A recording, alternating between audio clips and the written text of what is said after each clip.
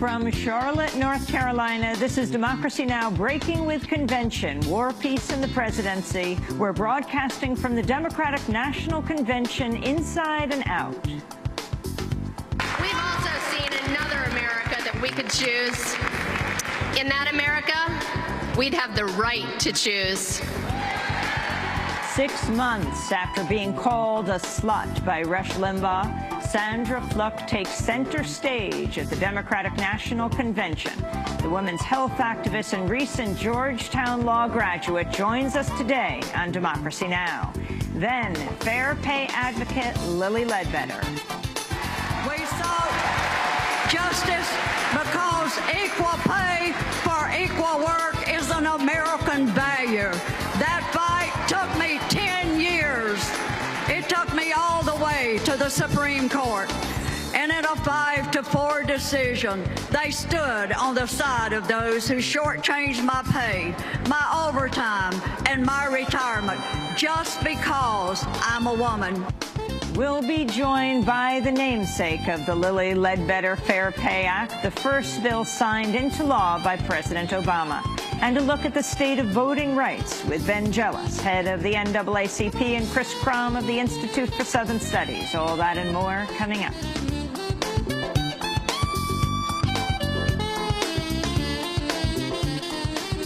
Welcome to Democracy Now!, democracynow.org, Breaking with Convention. I'm Amy Goodman. We're broadcasting from Charlotte, North Carolina. Human Rights Watch has revealed the U.S., under President George W. Bush, tortured a number of Libyan prisoners before sending them back to Libya for further abuse under the regime of in a new report, Human Rights Watch cites documents recovered after Colonel Muammar Gaddafi's ouster and collects interviews with 14 Libyans who were rendered to Libya after Gaddafi attempted to improve ties with the West in 2004. The CIA had held at least 5 of the prisoners in Afghanistan.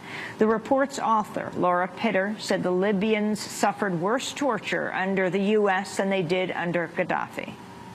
The U.S. and the U.K. had assisted and actually took part in the renditions. And these were individuals who were head of an opposition group who had been opposed to Gaddafi for many years and had been trying to overthrow him from abroad, from various bases abroad. The treatment in Libya was very bad. They were subjected to more isolated incidents of abuse and beatings, and some received electric shocks and summary trials and solitary confinement, but it was ironically not as bad as what they received in U.S. custody.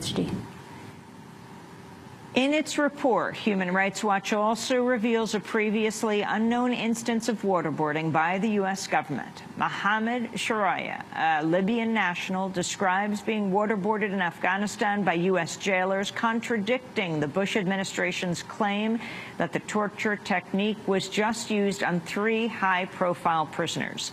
The revelation is expected to fuel speculation that waterboarding was far more widespread than the U.S. has disclosed. The news comes days after the Justice Department announced it will not prosecute anyone involved in the killing and torturing of prisoners in CIA custody after a 3-year investigation.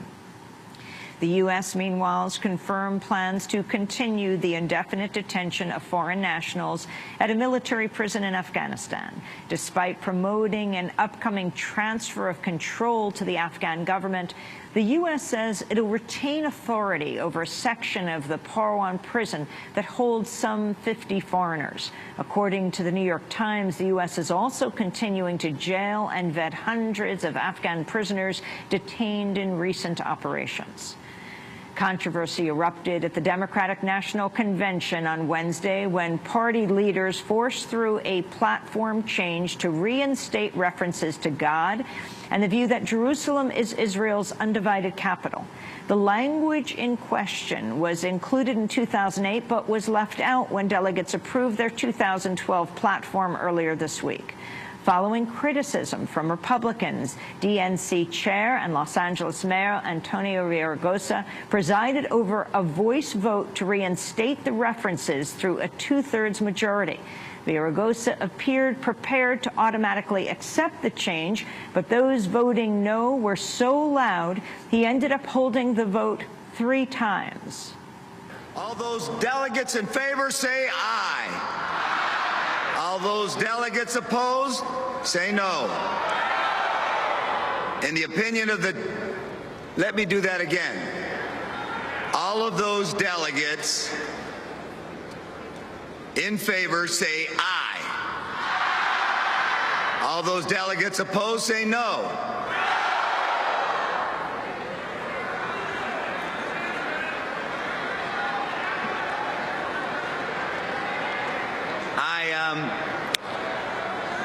I guess...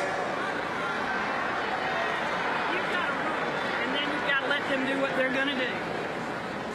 Rules. I'll do that one more time. All those delegates in favor say aye. All those delegates opposed say no.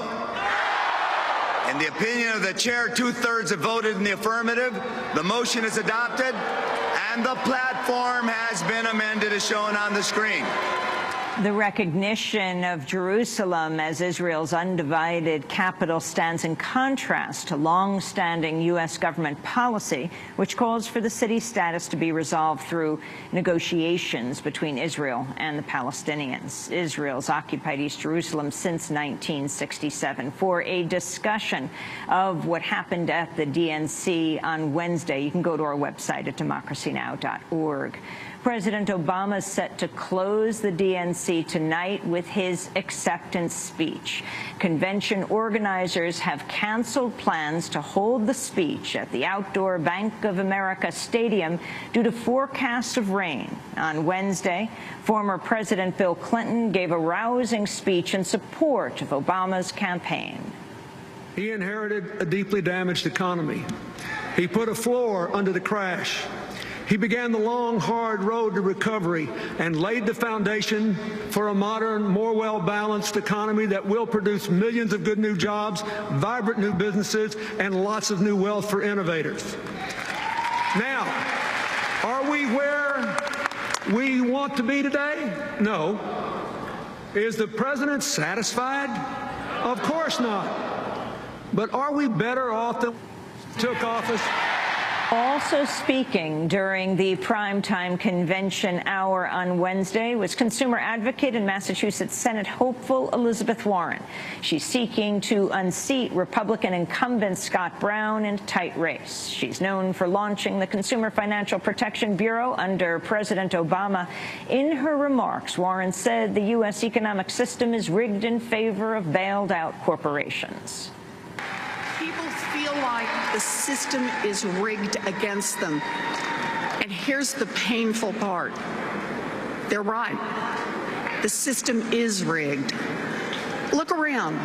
Oil companies guzzle down billions in profits. Billionaires pay lower tax rates than their secretaries. And Wall Street CEOs, the same ones who wrecked our economy and destroyed millions of jobs, still strut around Congress, no shame, demanding favors and acting like we should thank them. Does anyone here have a problem with that? When you're there. Okay. Well, I do too. A federal judge has ruled Arizona police can enforce a key component of the state's controversial anti-immigrant law following a Supreme Court ruling earlier this year. The Show Me Your Papers measure requires police to check the immigration status of people they stop before releasing them. The Supreme Court upheld the provision in June. And a federal appeals court has blocked a Minnesota law that requires corporations to disclose the money they spend on political campaigns. The measure forces companies to set up and keep track of a political fund if they spend more than $100 a year on political speech. But on Wednesday, the 8th U.S. Circuit Court of Appeals in St. Louis ruled in a 6-5 decision the law likely violates the Supreme Court's Citizens United ruling, allowing unlimited spending to influence elections. And those are some of the headlines. This is Democracy Now!, democracynow.org. Breaking with convention, war, peace, and the presidency. Democracy Now! Special daily 2 hours of coverage from the Democratic and Republican National Convention inside and out. I'm Amy Goodman.